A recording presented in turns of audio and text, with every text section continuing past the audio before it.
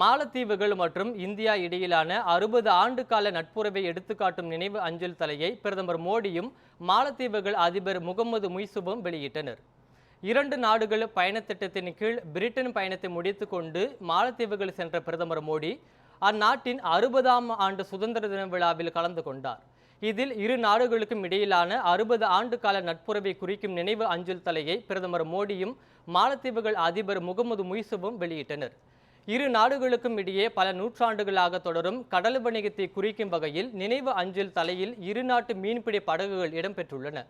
இது குறித்து தனது எக்ஸ் பக்கத்தில் பதிவிட்டுள்ள பிரதமர் மோடி, காலம் செல்ல செல்ல இரு நாடுகளுக்கும் இடையிலான நட்புறவு வலிமையடைந்து வருவதாகவும் இதனால் இரு நாட்டு மக்களும் பயன்பெற்று வருகின்றனர் என்றும் தெரிவித்துள்ளார்.